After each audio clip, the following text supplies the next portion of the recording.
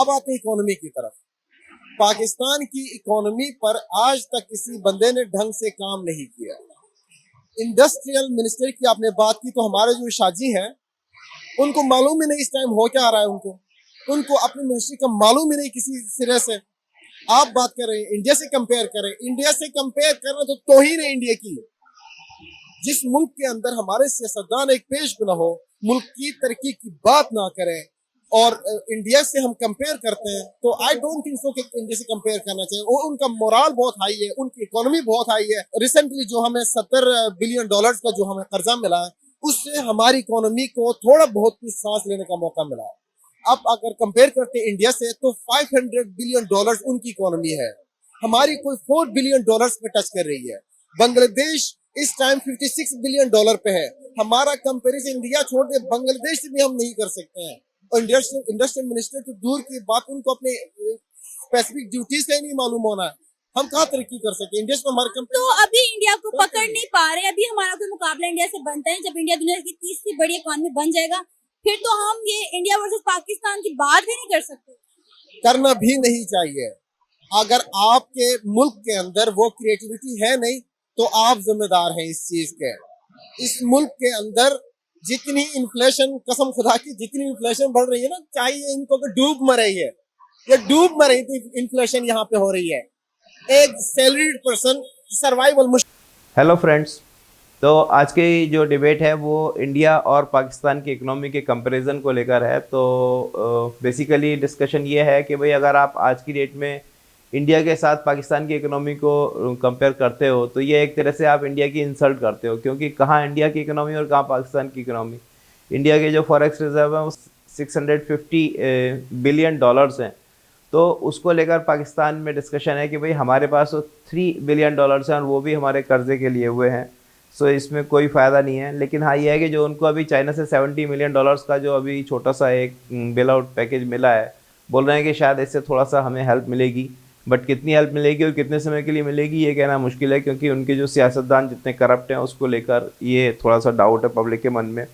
और दूसरी बात यह है कि इन्फ्लेशन को लेकर वो बहुत ज़्यादा एक्साइटेड है कि भाई ये इन्फ्लेशन जिस तरह से बढ़ रहा है और जिस तरह से सैलरियाँ नहीं बढ़ रही, इनकम नहीं बढ़ रही, तो उससे ये हो गया है कि आप डे बाई डे आपकी जो बाइंग पावर है वो कम होती जा रही है। सो इसको लेकर वो सारी पब्लिक बहुत परेशान है। तो इसी डिबेट को चलिए आगे देखते हैं और आपसे मिलते हैं वीडियो के एंड में। और अगर आपने चैनल सब्सक्राइब नहीं किया है तो प्लीज़ सब्सक्राइब करें और बेल आइकन प्रेस करें।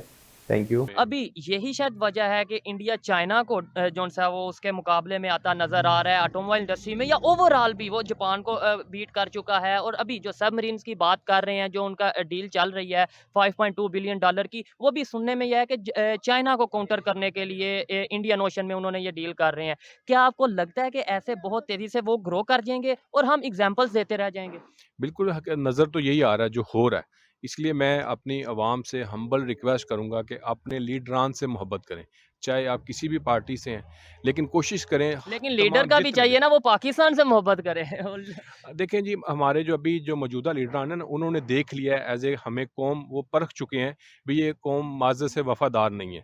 ठीक है, क्योंकि भट्टो साहब से बेहतर मेरा ख्याल है कि हमें लीडर कोई नहीं है। ठीक है, भट्टो साहब के साथ हम खड़े नहीं हुए। जिस दिन भट्टो साहब को जेल में डाला गया, अगर उस दिन हम एज ए कौम स्टैंड ले लेते, जैसे आपके सामने रेफरेंस तुर्की का है, रजब तैयब एर्दोगान को उनके जर्नैल जो है जिन्होंने जेल में डाला 2016 में। जी, तो उनकी फौरी तौर पे अवाम जो है रोड पे आई है, टैंकों के नीचे लेटी हैं।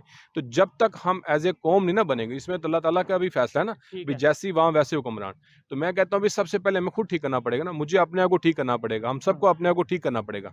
जब तक हम अपने मुल्क के साथ मुखलस नहीं होंगे और एज ए कौम नहीं बनेंगे और अपने लीडर के साथ मुखलस नहीं होंगे, चाहे आप किसी भी पार्टी से, तब तक हम ग्रो नहीं कर पाएंगे, तब तक ग्रो नहीं कर सकते। ठीक है। अच्छा, मुझे ये मेरा क्वेश्चन ये है कि जैसे अभी ये जो डील की बात हो रही है $5.2 बिलियन की, और चाइना को काउंटर करने के लिए, यानी जिन कंट्री से हम एग्जांपल के तौर पे यूज करते हैं, इंडिया उन्हें काउंटर करता नजर आ रहा है, उनके साथ मुकाबला करता नजर आ रहा है। और क्या समझते हैं आप इसके ऊपर? क्या उनकी रीजन क्या है? क्यों वो ग्रो कर रहे हैं? कैसे ग्रो कर रहे हैं? पॉलिसीज में फर्क है, विजन में फर्क है, पब्लिक में फर्क है, एजुकेशन में फर्क है, या कोई और फर्क है पाकिस्तान और इंडिया के लोगों में? मेरा भाई, इदारों में फर्क है।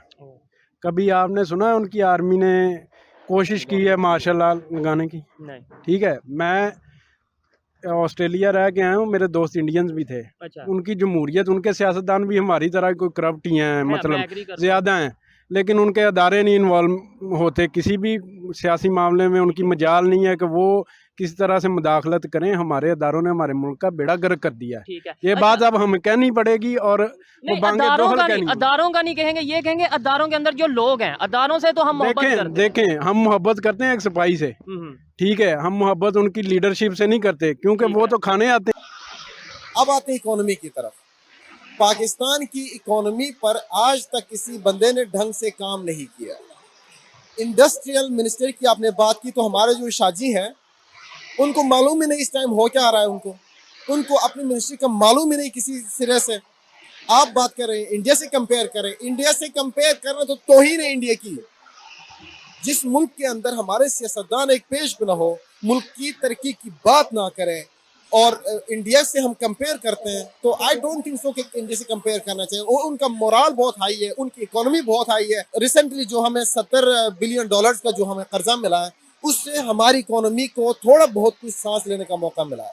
अब अगर कंपेयर करते हैं इंडिया से, तो $500 बिलियन उनकी इकोनॉमी है, हमारी कोई $4 बिलियन पे टच कर रही है।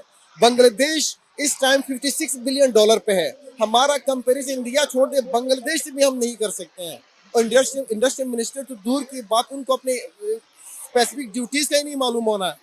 हम कहाँ तरक्की कर सकते हैं? इंडिया से हमारे कंपनी तो अभी इंडिया को पकड़ नहीं पा रहे, अभी हमारा कोई मुकाबला इंडिया से बनता है। जब इंडिया दुनिया की तीसरी बड़ी इकॉनमी बन जाएगा, फिर तो हम ये इंडिया वर्सेस पाकिस्तान की बात भी नहीं कर सकते। करना भी नहीं चाहिए। अगर आपके मुल्क के अंदर वो क्रिएटिविटी है नहीं, तो आप जिम्मेदार हैं इस चीज के।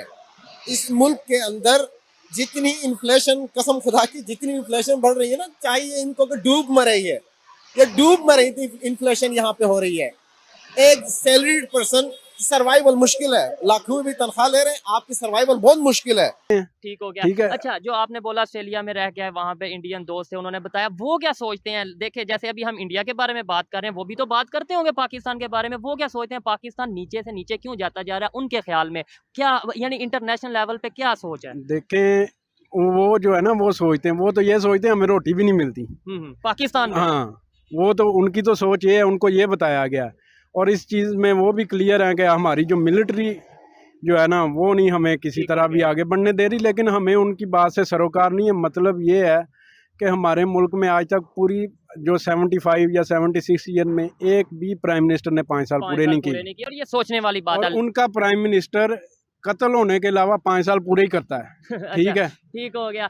ये बड़ी सख्त सी बातें हैं, लेकिन हम ऐसी बातें करेंगे पाकिस्तान में तभी अवेयरनेस आएगी और बेहतरी की तरफ जाएंगे। कोई लास्ट में बता दें, कोई उम्मीद नजर आ रही है आने वाले 5 साल में, 10 साल में, कि अब भाई पाकिस्तान बेहतर होता नजर आ रहा है, डेवलप होता नजर आ रहा है, स्टेबल होता नजर आ रहा है? पहले आप, फिर आप। उम्मीद एक ही है कि हर इदारा है ना, वो अपनी हदूद में रहे, अपनी रिस्पॉन्सिबिलिटी। ठीक है। अब हमारी अगर अदलिया है, वो इंसाफ दे, वो ये ना देखे कि मुझे फलां ने कह दिया तो इस तरह का इंसाफ होगा। ठीक है, बैलेंस करना है, इस तरह करना है, ये नहीं। इंसाफ जो है ना, वो अंधा होता है, इसलिए कहते हैं। लेकिन वो डरते हैं ना वीडियोस ना आ जाए हमारी, तो फिर इशू आ जाते हैं। आप बताएं, आने वाले 5 साल 10 साल में कोई उम्मीद नजर आ रही है कि पाकिस्तान स्टेबल हो जाएगा? पाकिस्तान के रिलेशन इंटरनेशनल, जैसे आपने बोला कि बिजनेसमैन आते हैं वो ट्रस्ट ही नहीं करते, ट्रस्ट करने लगेंगे पाकिस्तान के ऊपर? बिल्कुल जी, मायूसी तो कुफर है। हम तो मायूस नहीं है। आज भी हम इंडस्ट्री को अल्हम्दुलिल्लाह लेके चल रहे हैं, और इसीलिए हम यहाँ पे सब मौजूद जी, हैं। इसीलिए सब मौजूद है यहाँ पे। सबसे मैं तो सिर्फ रिक्वेस्ट करूँगा, भी कोई एक गवर्नमेंट, चाहे वो PTI की आए, चाहे वो नून लीग की आए, मेरी हम्बल रिक्वेस्ट है, अपने जो मेरे दारों के अंदर जो दोस्त बैठे हैं उनसे हम्बल रिक्वेस्ट है, भी उनको चलने दें। ठीक, किसी एक को दे दें गवर्नमेंट, जिस जो भी आए अपने वोटों से आता है उसको गवर्नमेंट करने दें, उसको चलने दें। जैसे जमहूरियत चलेगी, बहुत सारे मामला बेहतर होंगे और दायरे आपके डेवलप होंगे। जब नए नए दायरे बनेंगे, जितनी मसलन देखना, पहले हमारे पास एक्साइज का प्रॉपर सिस्टम नहीं था, दायरा बनाया, बहुत सारी चीज़ें ठीक हो गई। चोरी पुरेला साहब आए थे, उन्होंने 11 22 बनाया, उनके देखना मिसाली काम है। फिर मतलब उन्होंने उम्मीद है कि अगर अदारे अपना हमारे यहाँ पे जी बड़े मेहनत वाले लोग हैं, बड़े अल्हम्दुलिल्लाह इंटेलिजेंट लोग हैं। ठीक है, सिर्फ और सिर्फ हमें गवर्नमेंट कोई एक दे दें, स्टेबल दे दें। और मेरी एक हम्बल रिक्वेस्ट है, लास्ट वाली, ये वाली, कि देखें, हमने बहुत बड़े पूरे पाकिस्तान की ज़राअत हमारे लिए सबसे बड़ी अहम चीज़ थी। एग्रीकल्चर कंट्री था, को ख़त्म करके बड़ी स्पीड से हम DHA बनाए जा रहे हैं। काश हमने यही एक्सपोर्ट पे तवज्जो दी होती। अगर हमारे इदारों में जो दोस्त बैठे अगर उन्होंने बिजनेस करना था ना, तो डीएचए बनाने की बजाय ना वो कुछ चीजें ऐसी बनाते जो कि एक्सपोर्ट कर सकते। ठीक है, टेक्नोलॉजी में वर्क करते, हमारे बिजनेस बलूचिस्तान में ना, बलूचिस्तान में क्रोमेट एक दहात है, ठीक है, वो बहुत वाफर मकदार में बलूचिस्तान में अवेलेबल है। तो हमारे पास टेक्नोलॉजी नहीं कि हम उसको मेल्ट कर सकें। तो ये जो दारे हमारे जिन्होंने जोर दिया हुआ है डीएचए बनाने पे, और आप देखें भी लाहौर की वीआईपीज जो एरिया वहाँ पे उन्होंने बहुत बड़े बड़े शादी हाल बनाए हुए। ठीक है, यानी हाउसिंग सोसाइटीज या फिर एग्रीकल्चर खत्म होता जा रहा है, और हम हाउसिंग सोसाइटी हमने बनाई है, ठीक है, बड़े से बड़े हमने शादी हाल्स बनाए। अगर यही हम क्रोमेट पे वर्किंग करते, और वो हम बेच रहे हैं जी 25,000 रुपये पर टन, ठीक है, अदर्स कंट्री को, और वो जब उसको मेल्ट करते हैं और उसकी कुछ ना कुछ वो चीज़ें बनाते हैं, तो हमें 2 लाख रुपए का पर केजी रिटर्न करते हैं। फिर हम कहते हैं ये हमारी एक्सपोर्ट बहुत है जी, हमारी एक्सपोर्ट, जब चीज़ें हमारे पास अल्लाह ताला ने सारी दी हुई हैं हमें, ठीक है, सिर्फ और सिर्फ हमें देखें। अब हमारा एक बेसिक एक ट्रक है उसुजू का, ठीक है, तो क्या हम एक ट्रक नहीं बना सकते? एक सिंपल उसमें इंजन लगाना, 2 गार्डर लगाने, तो हमारे इदारे जो है ना उसुजू का ट्रक यूज कर रहे हैं। ठीक हो गया। भाई एक बात ये है कि जो रेड लाइन है ना, ये रेड लाइन लगाना अदारों का काम नहीं है। ठीक है, ये हम आवाम ने रेड लाइन लगानी है, जिस पे भी क्योंकि लगानी है। पाकिस्तान एक ठीक जमहूरी है, मुल्क है, तो क्रॉस लगाना है ना, रेड क्रॉस किसी पे भी लगाना है, लीडर पे, वो अदारों ने नहीं लगाना, ये उनका काम नहीं है, ये हमारा काम है। हम आवाम लगाएंगे किसी को सिलेक्ट करें या हाँ जी, रिजेक्ट करें। किस पे रेड लाइन लगानी है और किसको हमने इलेक्ट करना है, ये हमारा काम है, ये उनका काम नहीं। वो अपना काम करें, वो अपने काम पे तवज्जो दें, ठीक है, मुल्क तरक्की कर जाएगा इंशाल्लाह। पेट्रोल आज ही बता रहे हैं कि कल यानी यकम से ये 13 रुपए फिर बढ़ाने के ये बता रहे हैं, और 5 रुपए लेवी ये बढ़ा देंगे, तो 300 क्रॉस कर जाएगा। डॉलर 268 पर रन कर रहा है, जब ये बढ़ेगा तो ऑटोमेटिकली वो भी बढ़ जाएगा। तो एक पर इस सिचुएशन है। दूसरी तरफ हम इंडस्ट्रियल जो डिपार्टमेंट है उसको बढ़ा दें या इकोनॉमी बढ़ा दें, ये मुमकिन ही नहीं है। जब तक हम अपने हालात बेहतर ना करें, जब तक हम अपने हरकत पे रिफ्लेक्ट ना करें, बदले की सियासत पे को हम तर्क ना करें, तब तक हम अपने आप के साथ मुकाबला तो दूर की बात, किसी और के साथ दूर की बात, अपने आप के साथ भी हम मुकाबला नहीं कर सकते। उन्होंने पहले ही कह दिया था कि भाई हमारी यहाँ पे लोकल जेलों में हमारे पास कोई जगह नहीं है, 2 जेलों में हम भेजेंगे, मियां वाली और डेरा गाजी खान। तो अब देखें, मैं कहता हूं ये पहले जो पहली खेप है ये मियां वाली पहुंचती है, और मियां वाली जेल सुना है बड़ी नोटोरियस, और डेरा गाजी खान में गर्मी में जब ये पहुंचेंगे लोग वहां पे, तो ये फिर दूसरे लोगों को पता। और तीसरी मैं कुछ चीजें बड़ी इंटरेस्टिंग इसमें बताना चाहता हूं। उन्होंने कहा कि जिन लोगों को हम पकड़ेंगे उनका क्रिमिनल रिकॉर्ड चेक किया जाएगा। फिर उन्होंने कहा कि हम जिन लोगों को पकड़ेंगे उनका इनकम टैक्स जो उनके वो गोशवारे वगैरह वो भी चेक किए जाएंगे। तो उसके बाद देखिए वो भी बड़े स्मार्ट है, लेकिन टिट फॉर टैट चल रहा है काम। इसीलिए तो बेचारे आपके नैब के चेयरमैन है बेचारे, वो पतली गली से निकल गए। उन्होंने कहा भाई ऐसी मोहब्बत से हम बाज आए, आप खुद ही चलाओ। और जब ही वो निकलते गए हैं और फौरन ही नैब ने कई अपने उन्होंने लोगों को बुला लिया नैब के ऑफिस में। तो ये इस वक्त बिल्कुल वही हो रहा है जो मोहसिन बेग वगैरह के साथ हो रहा था, जो पिछले दौर में लोगों के साथ हो रहा था, वही हो रहा है इस वक्त।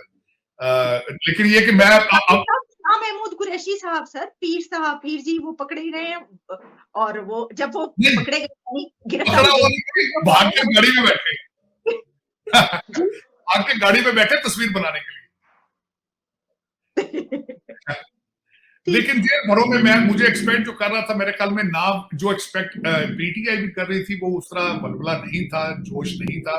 और जो जिस तरीके से हुकूमत ने जो बयानिया कि हम इनके इनकम टैक्स चेक करेंगे, गोशवारे और इनके देखेंगे कि ये क्रिमिनल रिकॉर्ड्स क्या हैं, और दूसरा मियां वाली बहुत दूर है लाहौर से, और डेरा गाजी खान भी बहुत दूर है, वो भी ऑलमोस्ट बॉर्डर पे बलोचिस्तान के सारी चीजें। तो वहां पे साजिद साहब 1 महीना रहेंगे, उन्होंने हुकूमत ने कह दी है कि 1 महीने से पहले नहीं अभी जेल से बाहर आएंगे शाह महमूद कुरैशी और जितने भी लीडर्स गए।